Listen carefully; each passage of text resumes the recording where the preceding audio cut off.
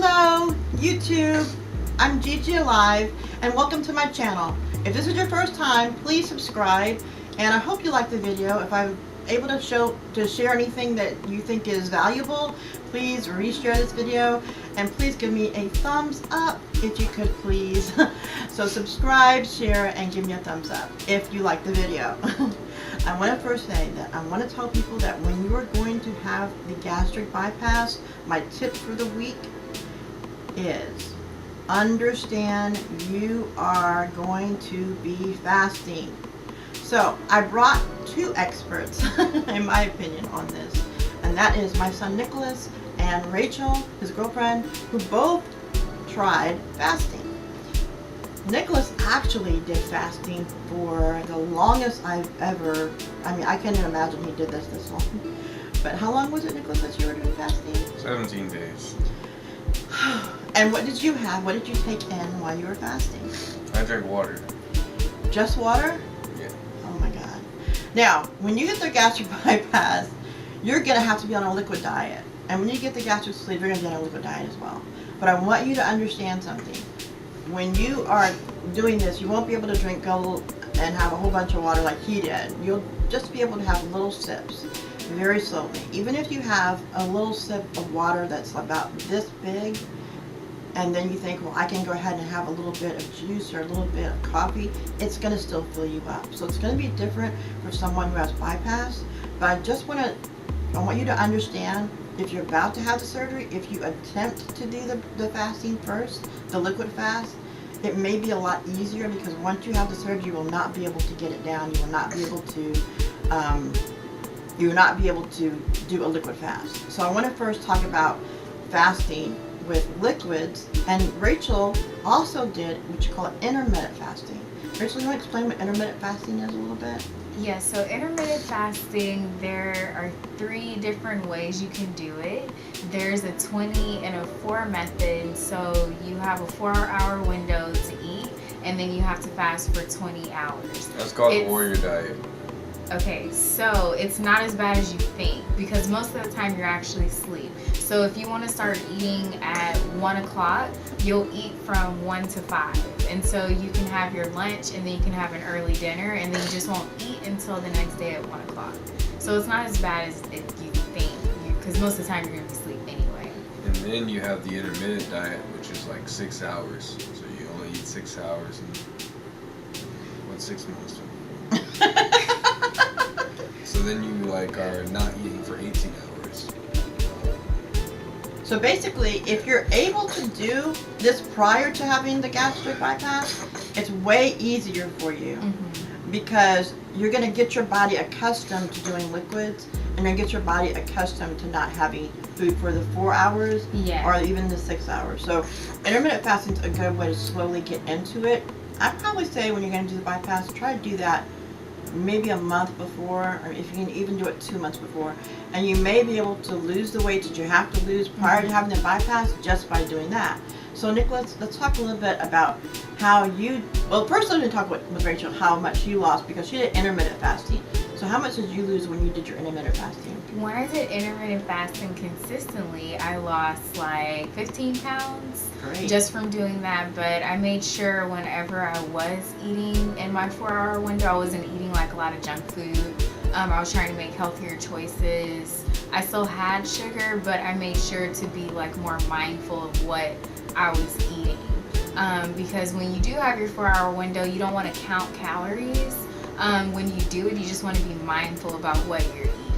So you wouldn't want to go to like McDonald's and order like a combo meal or something like that. You would get like, some grilled chicken, some veggies, maybe like some potatoes for a starch, but you don't want to be too strict on yourself and make you feel like you're depriving yourself. Because then you're probably binge. Yes, because if you deprive yourself, you're going to be like, oh, I don't care anymore. Let's go to Chick-fil-A. Like, it doesn't matter. So you want to make sure you're not depriving yourself. So when you do have the intermittent fasting, did you find when you're eating healthier that you get more hungry, because you're would you do foods that would hold you longer during that time, so you wouldn't get hungry during the fast, or would it just be like you keep busy?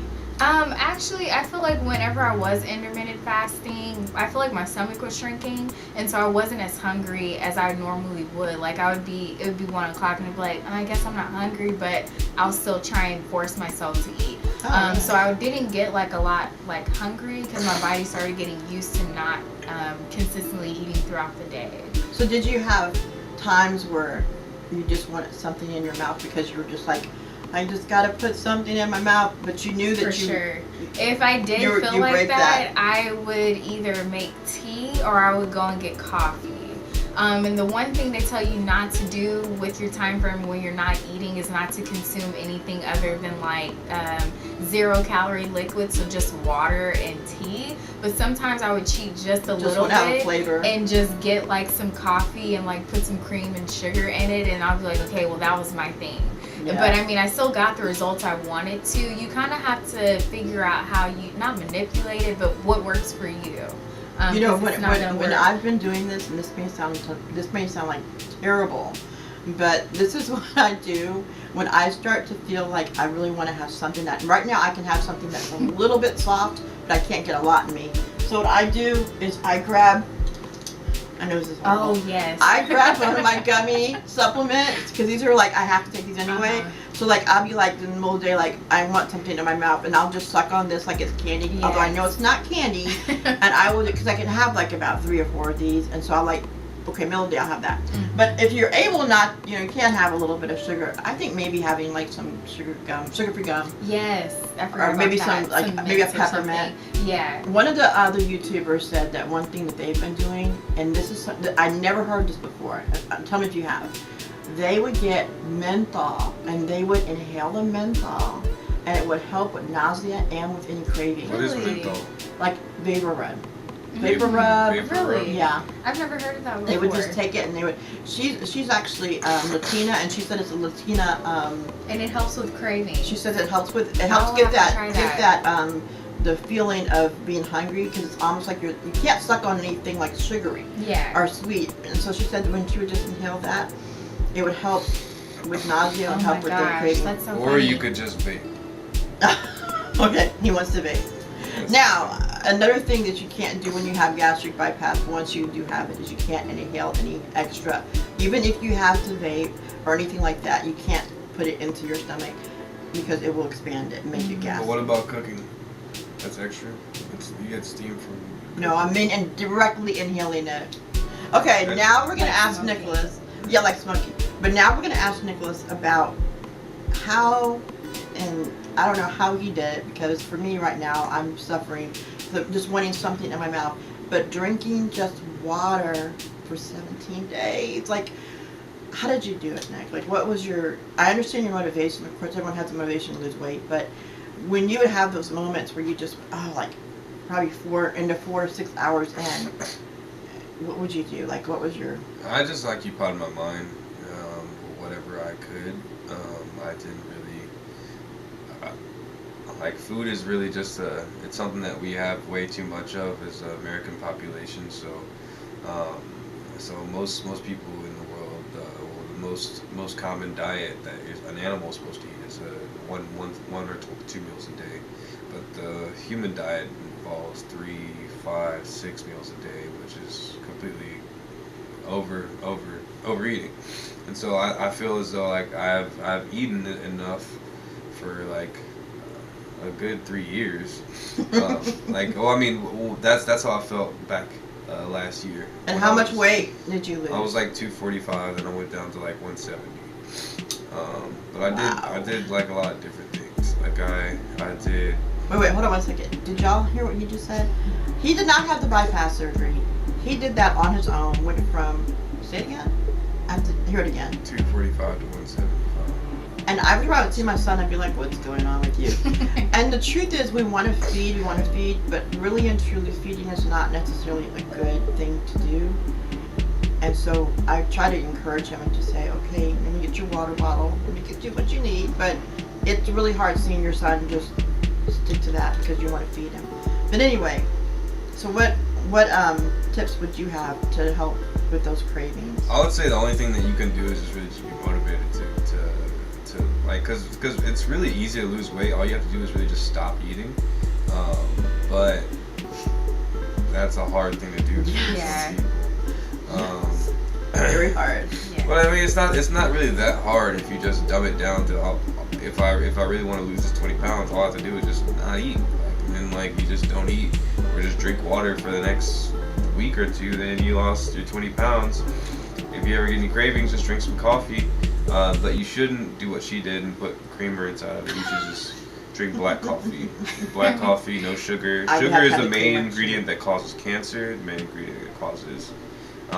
You about dairy? Well, no, Or sugar. Yeah, sugar. Oh yeah, sugar. So yeah, cancer loves sugar. So cancer metabolizes its life cycle off of sugar. Yeah. If the cancer can't eat anything, then it's gonna starve itself out. So you should not eat any sugar products, which is basically in everything. Carbohydrates are sugar, which is bread.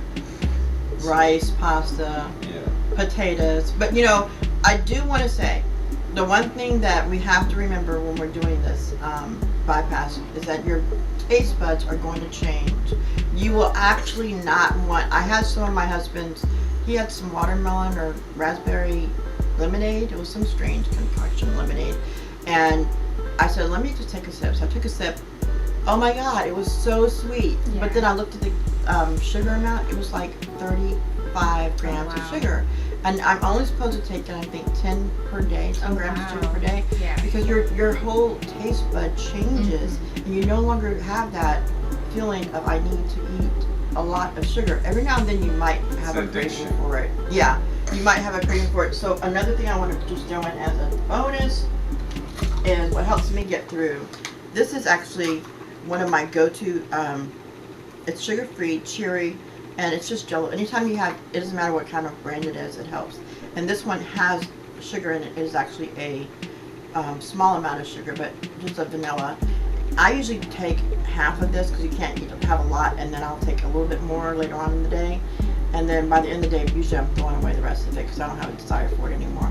But just having this is so sweet that you actually don't even realize that you're not having this sugar. So if you can actually just do the Jello, it's basically like having water, right? Yeah. I mean, it's a hydrating thing. It's not like, you know, having a cookie or anything. Yeah, and it will helps give with you, like your craving. Yeah. And it's like no sugar in it. And they actually say don't do fruits when you're on the bypass. Sorry, my alarm thing is going on. But they say don't do fruits because that also is high in sugar and could cause you to have dumping syndrome, which no one wants to have. Mm-hmm. This will not cause the dumping syndrome. This might a little bit if you have too much of it, but only one per day if you're going to have it. Another thing I'd like to just remind you while I'm talking about things I like, and have you ever had this before? I've always seen that in HEB and I've never tried it. Oh my God, have you had it for Nick? It's really, really good. And I am not a meat eating person. I'm a plant-based. But I just would eat around. Like basically this broth is so good because that's basically all I'm eating now. But it does have kale and I think it's got spinach. It says it's got turkey sausage, sweet potato, and kale. And the flavor, and if you just see inside there, I don't know if you can see, but if you see inside there, it's got chunks. It does have chunks. You know, any kind of soup like this that you can get down. I don't eat the meat, the turkey sausage, but it tastes so good to have some flavor that's savory. Because that's what I crave most of all. Like savory. I crave savory over sweet anyway. So, and even when you look at this kind of thing, there's 2 grams of sugar in here. Now this is, you know, you don't assume it's going to be sugar inside of here. Yeah. But there's sugar in there. There is. Yeah. So you have to always count any sugar, not just the sweet sugars, but even if it's sugar, like you're trying to get your 10 grams that you don't want to go over per day. And so, other thing I like, because I'm pretty much completely liquid still, and this is so creamy, it's a lobster bisque, and it's so good. Pandera Bread makes it, and I actually did not get it at Pandera Bread. I got it at HEB, which is a Houston store.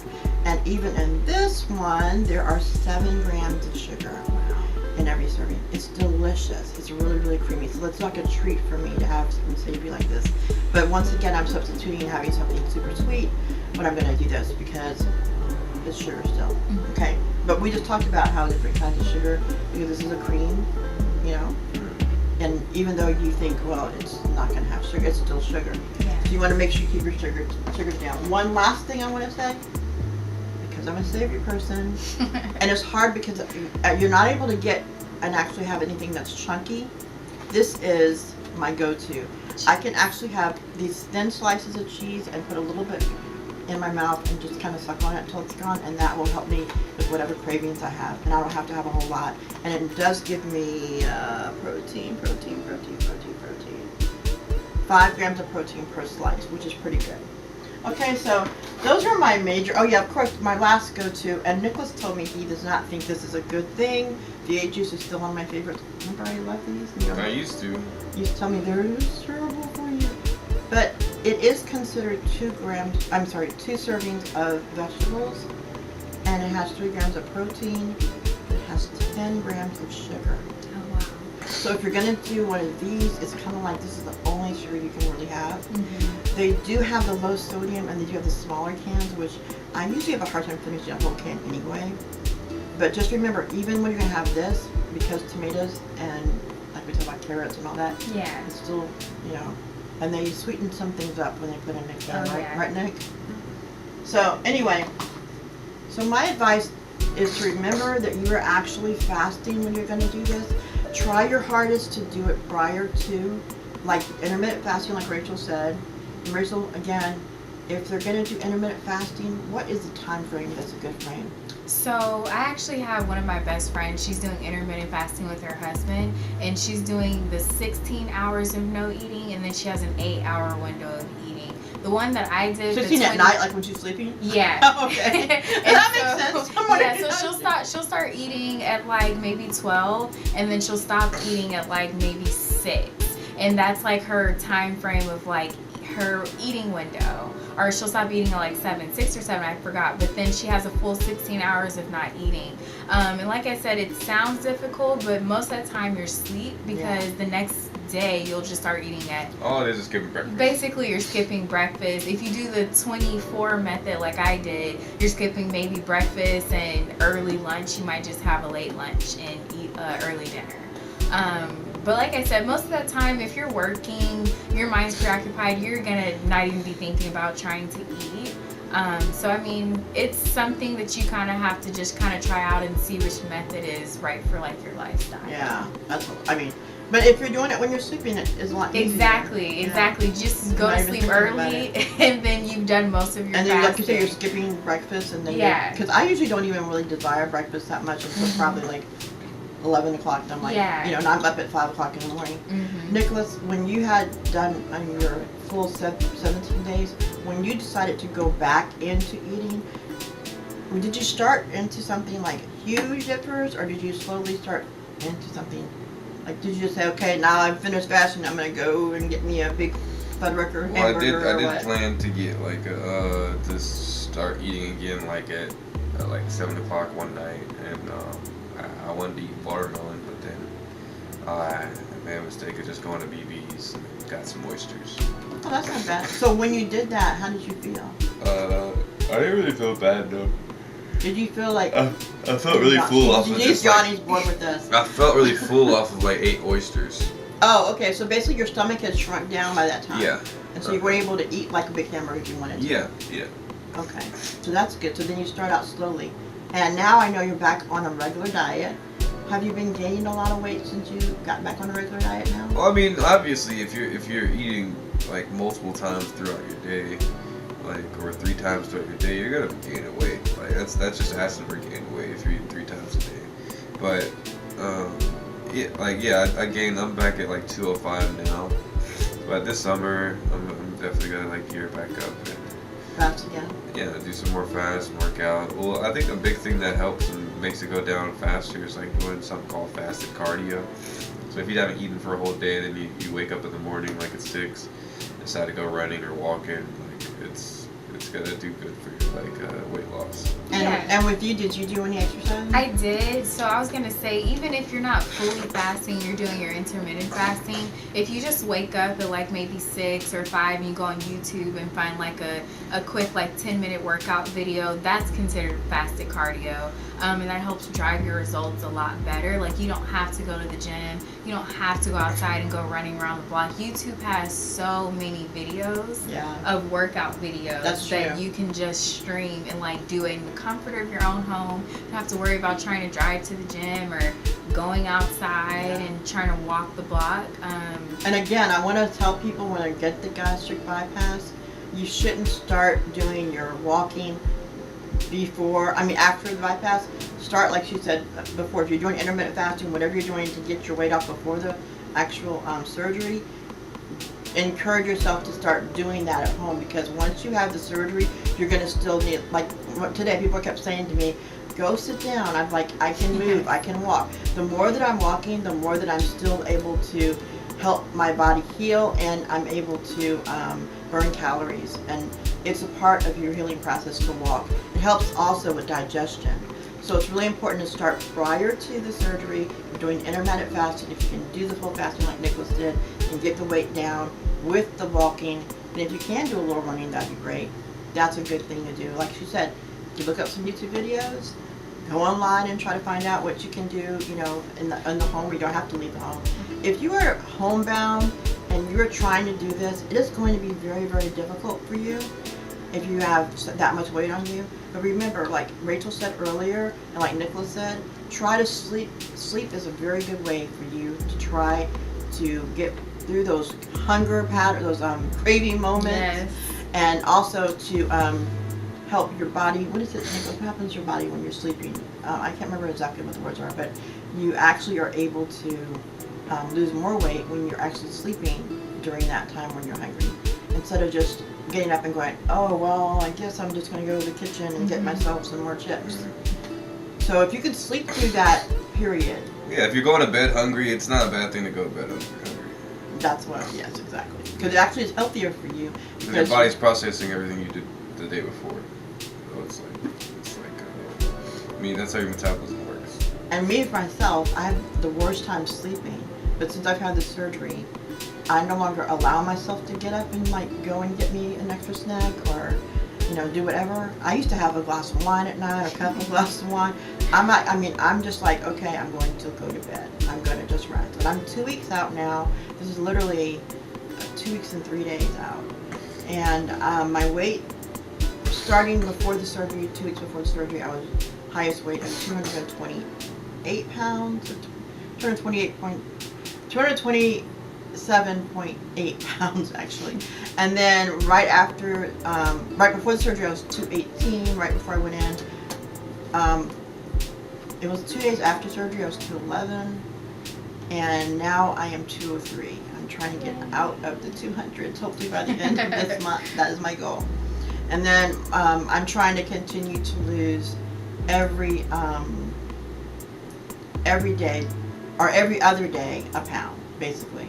If I can lose 1 pound every other day or every 3 days, then I will be on my goal by my birthday, by my 50th, to be no longer in the obesity category. I'm not looking at weight loss like I used to as something about looking good in clothes or trying, because I'm now going to be 50 years old. And I look at it more so I want to make sure I'm here for my son, I'm here for my friends like Rachel, and I'm here for my husband and my other daughters. I'm here to be here as long as I can be here, and without pain and without all the health problems that comes along with having weight. They're young, they don't have those issues as of yet. I don't know how old you are if you're thinking about doing this, but all I can tell you is the earlier you start, the better, because once you get older, imagine if you put on 5 pounds per year, by the time you're 50, how many pounds will you have on you?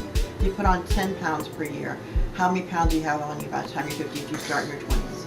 So it's really important, if you are as young as them, to try to do this now and take care of it now. So when you get to be 50 years old like me, you're not having to try to play catch up.